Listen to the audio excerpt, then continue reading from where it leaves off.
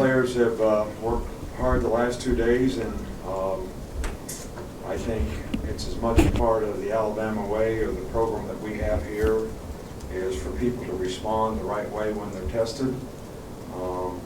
And based on the preparation so far, that has been good. But now we've got to clean it up and get the mental practice and clean up the mistakes so we can go out there and execute and do it better. It's not really a problem that some of the guys are doing it. We need all the guys to do it. Because when everybody doesn't do their job, things don't work out so well, and that's what we're trying to get focused on.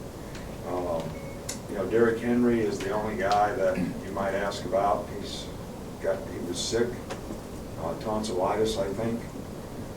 Yesterday, probably could have practiced today, but rather than take a chance, we did not practice him today, but we expect him to be back tomorrow, and just kind of go from there. Coach, we'll start right there. Chris, front. What can you tell us about Louisiana Monroe's receivers and what kind of challenge they present? Well, they have a really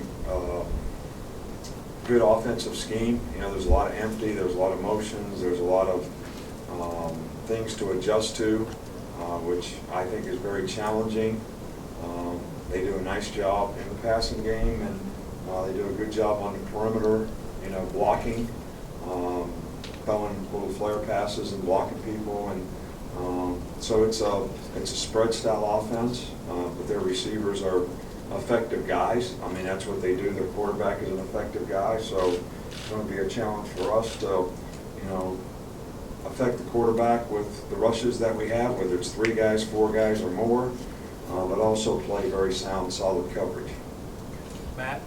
And Nick, 2 questions. First of all, with Tony Brown, it seems like he has had consistent standout moments during the course of the first few weeks on special teams. Just how much of a core player has he become for you guys on special teams? What have you seen from him? Well, he's been the special teams player of the week a couple times, if not more, all year long. And I think he's a guy that takes great pride in the way he plays on special teams. It's his role on the team right now, and he has done probably the best job for 3 games of anybody in terms of his production, his performance, the effort.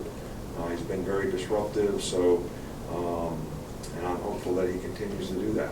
And with Derrick obviously was a big contributor in the past, but how well do you feel like he's played the first 3 games, and how much do you feel like he's even improved since last year? Derrick Henry? Derrick Henry. Like, how much different does he look now compared to what he was even last year? No, I think Derrick has improved because he's a really hard worker. He's a very conscientious guy. He really wants to be the best and do the best, and the team means a lot to him.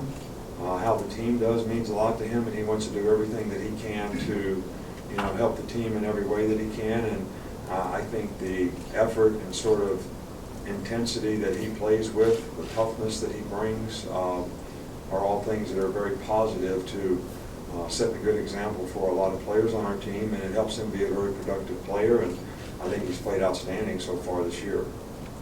Front with Mark. I know earlier this week you challenged the coaching staff to do a better job of teaching the players and putting them in the right position.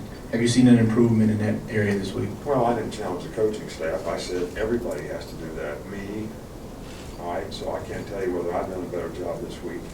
Miss Terry probably could tell you that, and I'll call her, I'll interview her.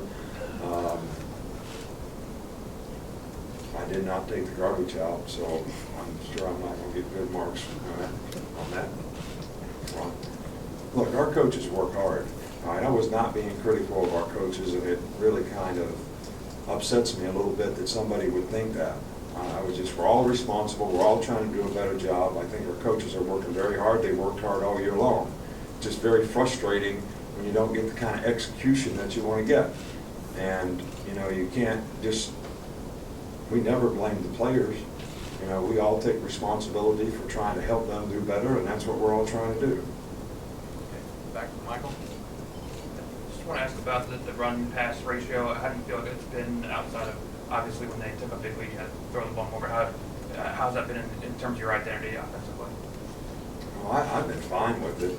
It wasn't what we wanted to be in the last game, but the score, sort of dictated that, and it wasn't what we wanted to be either.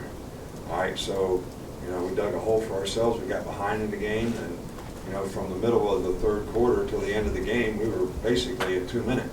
So, you know, that got us out of balance. But, you know, I thought in the first 2 games we had, you know, kind of pretty good balance in what we were doing. This game just kind of got out of whack because of the score. Coach, last question here with Alex.